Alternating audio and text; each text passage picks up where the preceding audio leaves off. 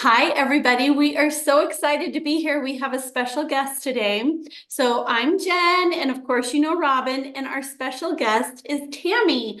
And Tammy, I don't know, Tammy, how long have we known each other? We've known each other for probably 5 years, maybe. Probably 5 years. Yeah, if And not longer.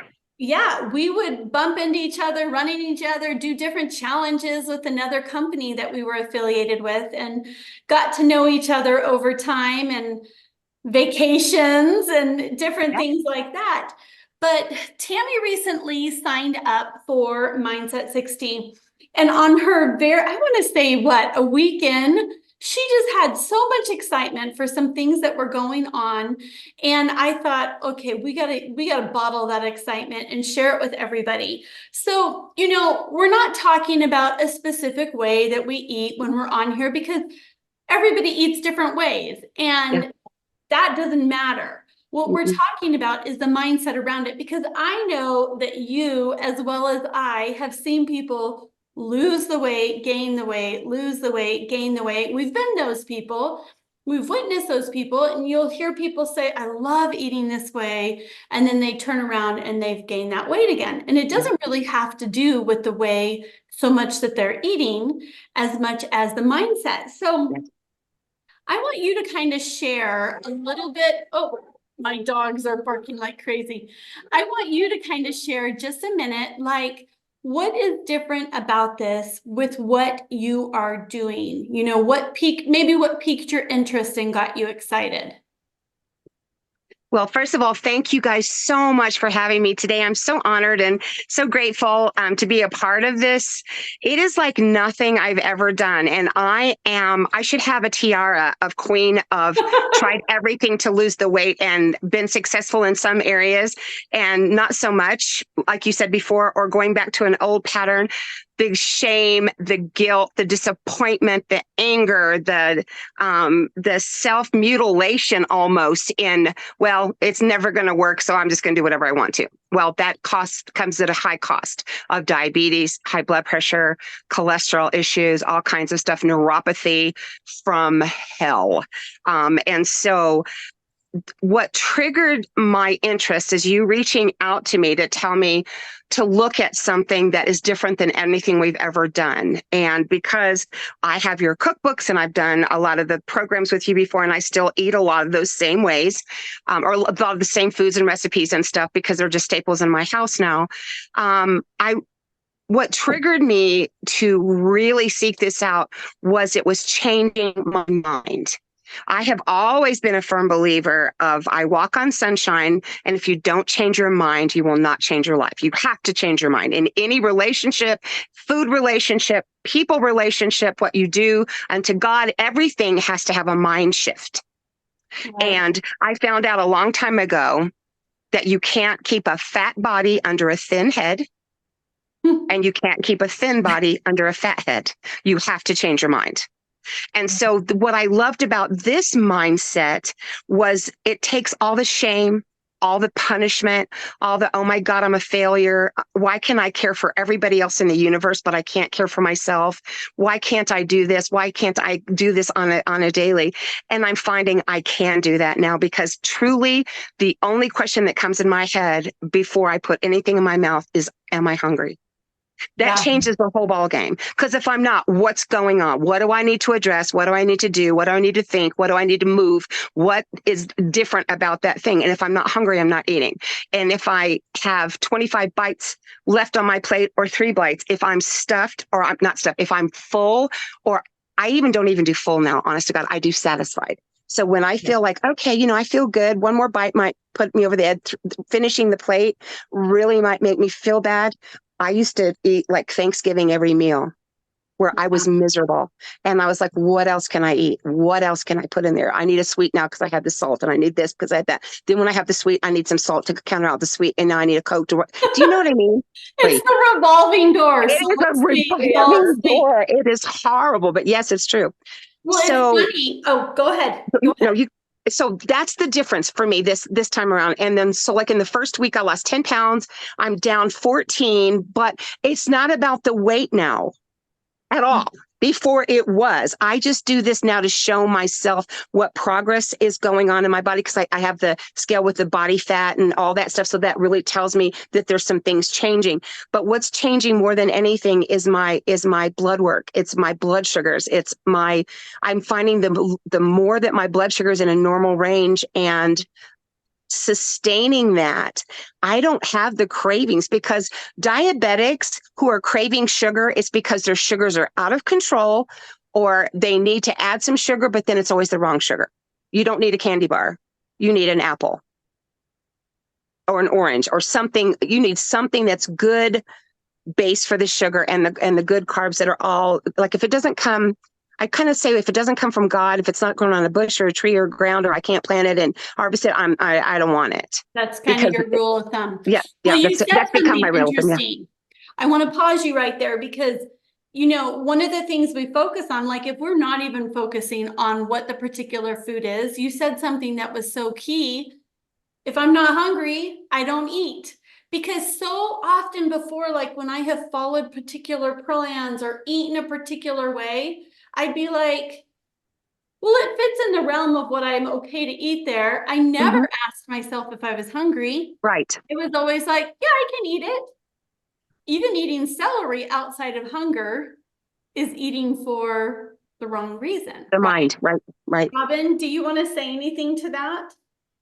I love this. I think, thanks for sharing all this up front, because this is normal. Like you were saying, the eating past stuff, the eating like it's Thanksgiving Day, not being in tune with the body and just eating because you want it or because you're following a plan. That is more the normal way that we've learned to conduct ourselves. Even myself, in the industry, working in the industry, I was so out of tune with my body because I was busy following something, and trying to onto myself. And so I think, your story, that's why we wanted to share it. It's very common. And yet it's so interesting, because I think people are listening to like, okay, what's the secret? What is it for her that she said she's never done before? And what's the difference? Oh, she's just asking herself if she's hungry. It almost sounds like stopping when she's satisfied. If that's the only question I ask myself for the day is, am I hungry? That is huge. I've never asked myself, because at 9 o'clock you had to eat this, and at 12 o'clock you had to have this, and at nursing, when you got a break, you had to use the bathroom and throw a sandwich or some kind of crap down your throat just to get right back to the floor without even having a break, just so that you didn't pass out and die from a 12, 14, 16-hour shift. So it's been very conditioned. And working night shift, there's so much food and junk food, because everybody brings crap to give them energy. Energy drinks. I hate energy drinks. I've never drank an energy drink, because I know what they do to the cardiac system. No thanks. They're horrible. And so I'm glad I don't have to deal with that. So speaking on what you said, knowing that there's a way that you like to eat and you're doing that, what makes you feel like now you're learning some tools that will make, no matter how you eat, sustainable? Is that it's simply the fact, if I'm not hungry, I'm not eating. Because in the past, I could even take a picture of a salad. And because Jennifer, I've done keto for a long time, and you know that. So if I had a mandarin orange and a cranberry, and maybe even on a plate, I had one red potato cut into quarters, somebody would always call me out. You're not doing keto. That's a potato. Okay. Keto police. Yeah, keto police is exactly right. And I was like, and they're like, we're really worried. And my biggest thing is losing 150 pounds. People were worried about me.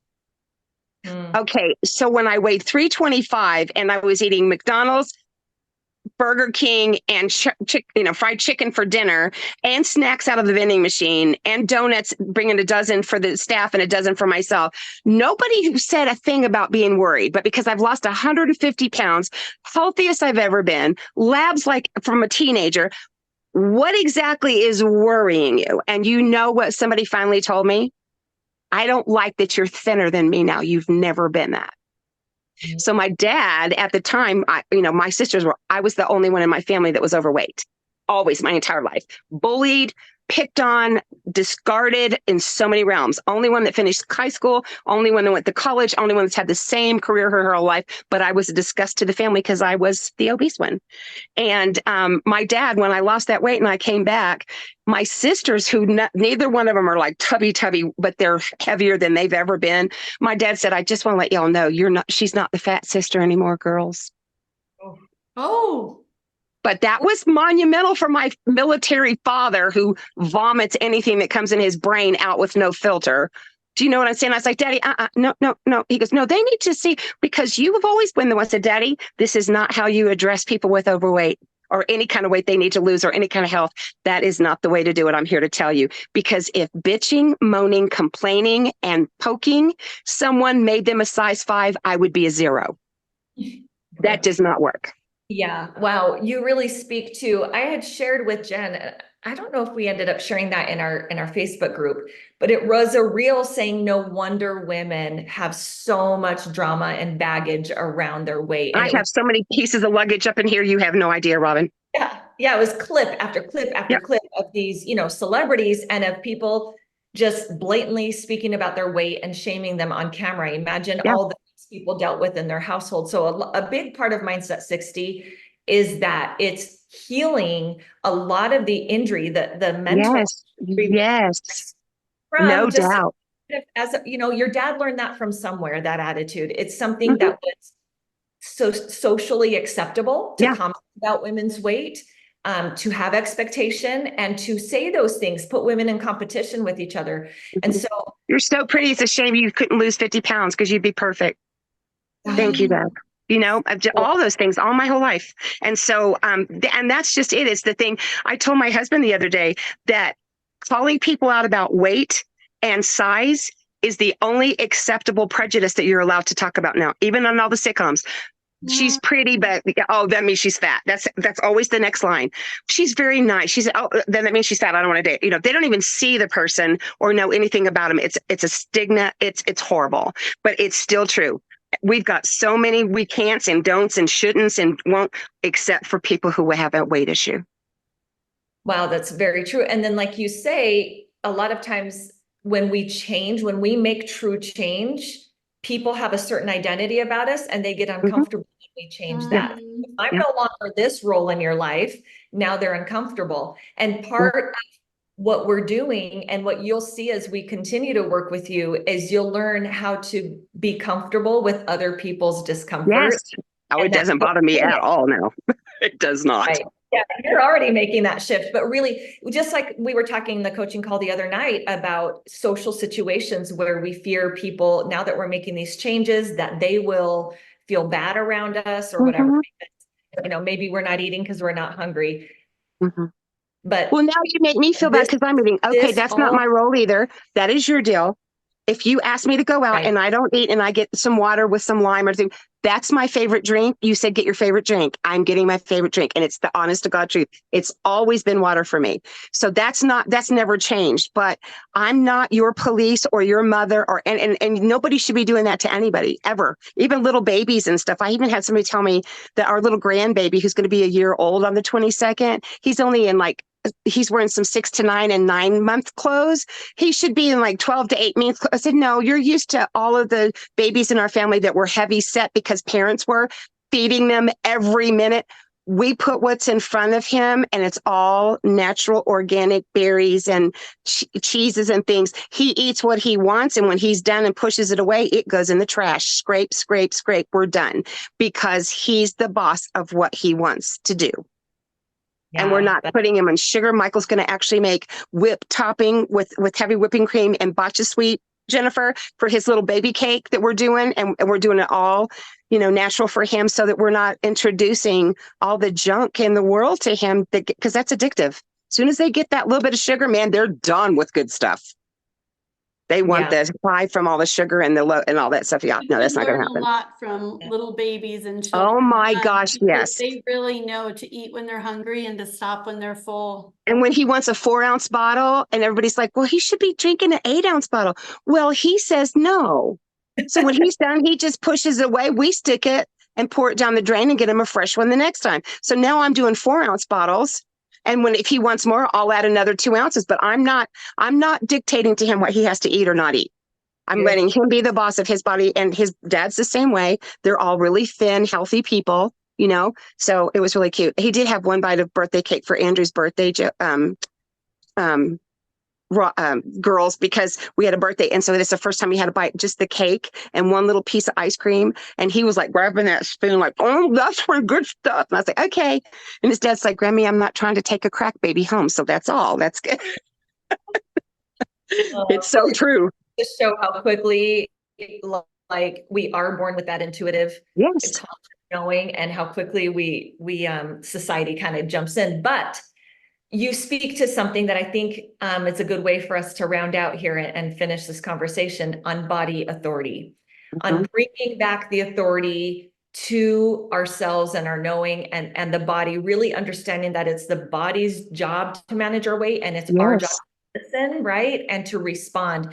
You said something on our call on Monday, and I just like, of course, Jennifer, if you have something more to say, but I'd love you, Tammy, to finish describing. You said a sentence that really stuck out to me. You said, I've really learned to listen deeply to my body. And I just love to hear from you what that means to you and how that feels beyond just your weight, how it feels to be that connected. To me, the way that it feels connected is when I now want to get up and move. I had an injury back in October that kind of dictated some change in me for the gym and stuff. So I just had to reevaluate what I can do that makes me feel okay and still gives me the energy. So it's all the water stuff, the pool, and I walk in the pool and I exercise in the pool. So there's nothing on the joints and the ligaments and stuff that's hurting me. I tore the piriformis muscle on a cruise ship. Just taking a normal step, it just tore. So it's not funny. That is no joke. I could not. And it's been since October, and I still have moments that I don't know whether to cut my head off or to lay down for a minute, because it just about drives me crazy. But I have a very high pain tolerance. So I figure, my dad taught me this in the military. If you're going to hurt sitting and hurt moving, get up and move. He's 87. He golfs 18 rounds every Thursday, and he walks 5 miles every day. Does all the land. By the way, I'm writing that down. Yeah, it's true. It's so true. So he's like, sister, if you're going to hurt, just lay in there. And I don't like drugs. So I'm a very cheap drug addict because I don't like anything that alters my head or my mind. So I'm not a pain pill person. So I just kind of, I use essential oils and things I can to help with all that stuff. But the biggest part of it is by listening deeply, I really don't just say, hey, Tam, are you hungry? I'm like, am I hungry? I don't just even say, I think I could eat something. I don't do that. If I'm not like, oh yeah, I really am hungry. Okay, now that you're hungry, what do you want to eat that's going to be good for your heart and your soul and your body? And then I act accordingly. So I've been keeping things in the house that I can grab to make little mini meals. I don't care how much is there, because people laugh at me sometimes when I take a to-go box that's about this big and it's got 5 bites of meat and like a couple of asparagus strips, because sometimes a snack, if I have to have something to take a medication or something in my stomach, that's perfect.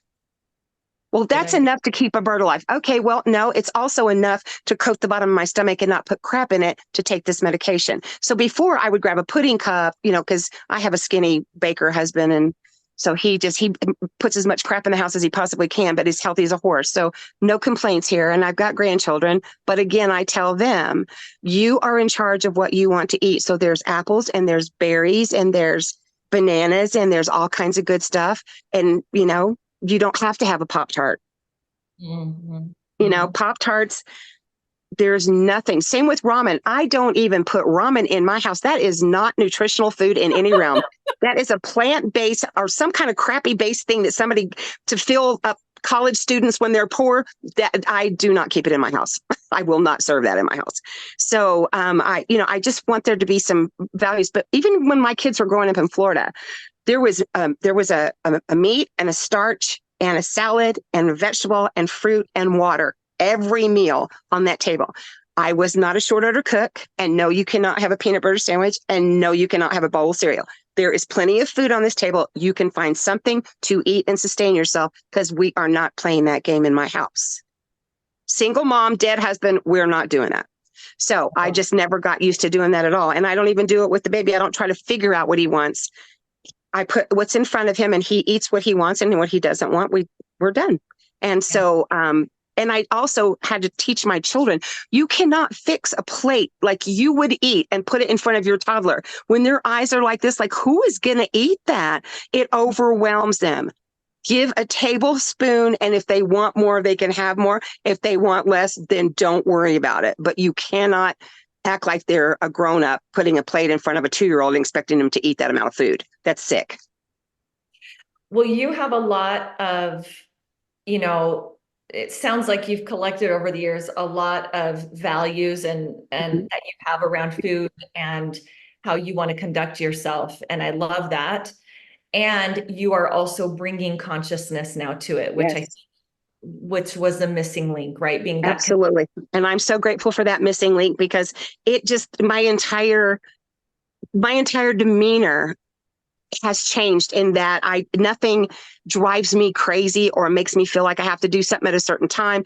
Because even when I was doing intermittent fasting, I thought, okay, well, I'm at the 20-hour mark, but I'm not hungry, but I probably should eat something. You know what I mean? And then I felt yucky because I really didn't want to eat it. So now if I go 36 hours and I haven't eaten anything but just drink water, I'm okay, because that's what I say my body wants, and that I'm listening to it completely. And some days maybe 30 hours and some days maybe 2.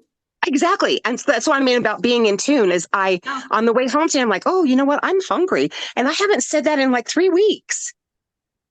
I asked myself if I'm hungry, but I was like, oh, I'm kind of hungry. So I'm going to have some chili. It's cold and rainy here today, but it's beautiful, but it's still 50 degrees. So. Well, you have been a real joy. We're really happy to have you on this journey with us. I wholeheartedly believe that this program is the missing link, and that you will learn things that will be foundational really for the rest of your life. And we're so happy for your success and to have you here, and your energy. You're so much fun and you're a wealth of knowledge yourself. And so we really appreciate you, and thank you for coming on to talk today. Again, thank you guys so much for having me. Anything else you want to say before we shut it down? Anyone? Well, I just want to remind people, this is $1 a day, $60. Come learn what Tammy is learning. You may feel like you have a lot of experience and you're like, oh, I know what I'm supposed to do. I just need to get back on it. Even if you're in that position, come to Mindset 60. I promise you, we're addressing things that haven't occurred to you yet around your behaviors with food. It's worth doing, and come be with fun people like Tammy in our group. So we'll see you. Absolutely. All right. Thank you, Tammy. Thank you so much.